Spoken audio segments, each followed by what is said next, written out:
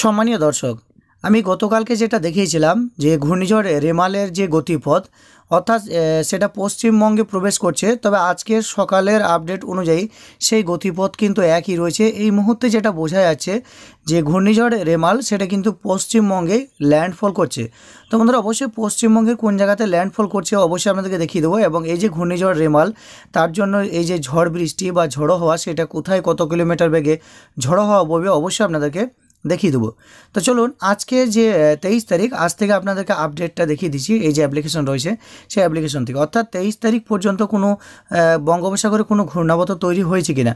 তো এই মুহূর্তে আপনারা দেখতে পাচ্ছেন 23 তারিখ আজকে সকালবেলা দেখুন এখানে একটা ঘূর্ণাবর্ত কিন্তু অলরেডি তৈরি হয়ে গেছে। আপনারা এখানে খেয়াল করলে দেখতে পাবেন যে এখানে যে জলবায়ু বা যে আবহাওয়া বা যে বাতাস সেটা কিন্তু এখানে গোল গোল গোল গোল করে ঘুরতে শুরু করেছে, অর্থাৎ এই জায়গাতে কিন্তু একটা ঘূর্ণাবর্ত সৃষ্টি হচ্ছে এবং প্রচণ্ড হারে যে আবহাওয়া বা যে জলবায়ু সেটা কিন্তু প্রচণ্ড হারে দেখুন তীব্র গতিতে এটা বঙ্গোপসাগরে প্রবেশ করছে এবং তার জন্য এখানে কিন্তু একটা ঘূর্ণাবর্ত সৃষ্টি হচ্ছে। এটা কিন্তু আপনারা লক্ষ্য করলে দেখতে পাবেন।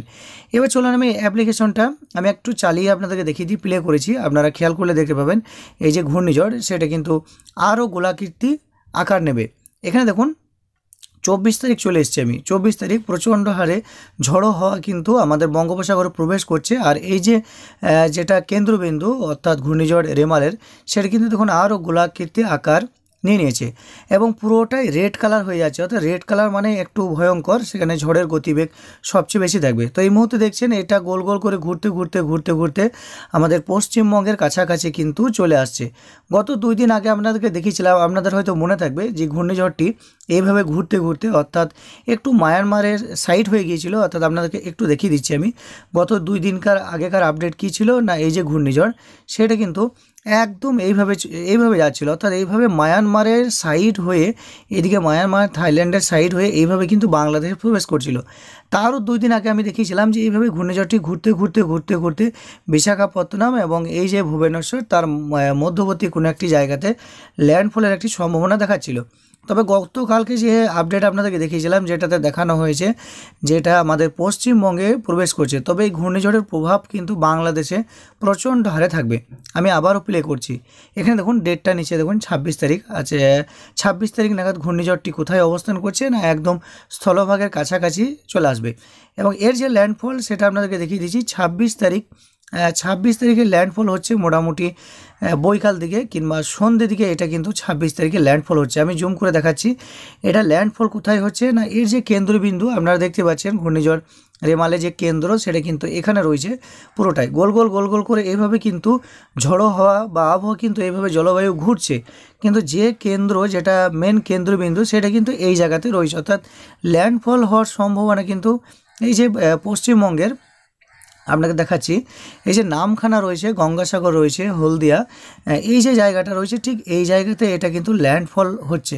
নামখানা বা গঙ্গাসাগর যে জায়গাটি রয়েছে আপনাদেরকে দেখাচ্ছি, গঙ্গাসাগর, নামখানা বা কাকদ্বীপ এই যে জায়গাটি রয়েছে এই জায়গার মধ্যে আপাতত ল্যান্ডফল হচ্ছে। খেজুরি বা রায়দিঘি এই জায়গার মধ্যে কিন্তু ল্যান্ডফল হচ্ছে। আপনাদেরকে পরিষ্কার আমি দেখিয়ে দিচ্ছি, আবারও জুম আউট করে এটাকে আমি প্লে করেছি, আপনারা খেয়াল করলে দেখতে পাবেন যে 26 তারিখ নাগাদ এটা কিন্তু প্রবেশ করছে। দেখুন 26 তারিখ রাত্রি 11টা নাগাদ এটা কিন্তু আমাদের পশ্চিমবঙ্গে অলরেডি কিন্তু ঢুকে যাচ্ছে, অর্থাৎ এর যে ল্যান্ডফল হওয়ার যে সম্ভাব্য তারিখ বা সময় সেটা কিন্তু আপনাদেরকে বলে দিচ্ছি। এটা কিন্তু 26 তারিখ সন্ধ্যা 7টার পর এটা কিন্তু ল্যান্ডফল করবে, হয় পশ্চিমবঙ্গে হতে পারে কিংবা বাংলাদেশে হতে পারে কিংবা এটা হয়তো বালেশ্বরের এদিকে আবার উড়িষ্যার কাছাকাছি চলে আসতে পারে। কারণ এর আগে আপনাদেরকে দেখিয়েছিলাম এটা কিন্তু কালাপাড়া বা বরিশাল এই জায়গাতে ল্যান্ডফল হচ্ছিল, তারপরে একটু আপনার পশ্চিম সাইডে চলে এলো, তারপর আরেকটু পশ্চিম সাইডে আসার পর এখন কিন্তু এটা আমাদের পশ্চিমবঙ্গে দেখাচ্ছে, তারপর হয়তো আগামীকাল বা আগামী পরশু এটা আরও পশ্চিম দিকে চলে এসে হয়তো এটা আপনার বালেশ্বরের কাছাকাছি এটা ল্যান্ডফল হওয়ার সম্ভাবনাও থাকতে পারে। তো এই যে ঘূর্ণিঝড়, তার প্রভাবে আপনারা যদি একটু খেয়াল করেন, এই যে রেড কালার যেগুলো হয়ে আছে, রেড জোন, অর্থাৎ এই যে রেড জোন দেখতে পাচ্ছেন, এই রেড জোনগুলিতে ঝড়ের গতিবেগ সবচেয়ে বেশি থাকবে। আপনারা এখানে উপরে এই যে দেখতে পাচ্ছেন, এখানে আপনি খেয়াল করবেন উপরটা, এখানে কিন্তু আপনি ঝড়ের গতিবেগটা দেখতে পাবেন। তো আমি আপনাদেরকে দেখাচ্ছি, দেখুন এই জায়গাতে ঝড়ের গতিবেগ কত থাকবে, না 70 কিলোমিটার, 75 কিলোমিটার এরকম গতিবেগ থাকবে। তবে বাংলাদেশে দেখুন সবচেয়ে ঝড়ো হওয়া বেশি প্রবেশ করছে।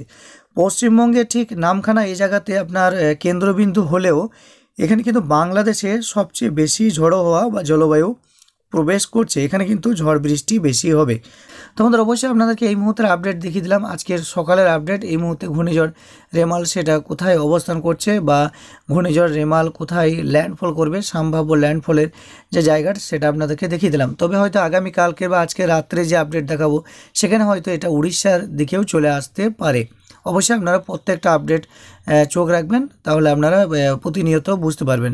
আর এই মুহূর্তে আজকে 23 তারিখ, আজকে ঘূর্ণিঝড় বা ঘূর্ণাবত, এখন ঘূর্ণিঝড় পরিণত হয়নি, এটা কিন্তু ঘূর্ণাবত এই মুহূর্তে বঙ্গোপসাগরে এই জায়গাতে অবস্থান করছে।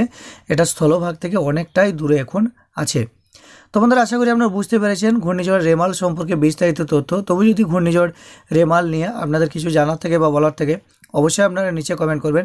শেষে আপনি কমেন্ট করবেন যে এই মুহূর্তে আপনি পশ্চিমবঙ্গের কোন জেলা থেকে ভিডিওটি দেখছেন, বা আপনি বাংলাদেশের কোন জেলা থেকে ভিডিওটি দেখছেন, আপনার জেলাতে এই মুহূর্তে কোনো ঝড় বৃষ্টি হচ্ছে কিনা অবশ্যই নিচের কমেন্ট আপনারা জানিয়ে দেবেন। তো বন্ধুরা, আশা করি বুঝতেই পেরেছেন, ভিডিওটি ভালো লাগবে। ভিডিওটি দেখে আপনি যদি কিছুটা হলেও উপকৃত হন, তাহলে অবশ্যই ভিডিও নিচে একটি লাইক করে ভিডিওটি জনস্বার্থে সকলের মধ্যে শেয়ার করবেন। এবং এই চ্যানেল থেকে আগামীতে ঘূর্ণিঝড় রেমাল সম্পর্কে পরবর্তী আপডেট পেতে অবশ্যই চ্যানেলটিকে সাবস্ক্রাইব করে পাশের বেল আইকনে প্রেস করে নোটিফিকেশানটা অল করে দেবেন।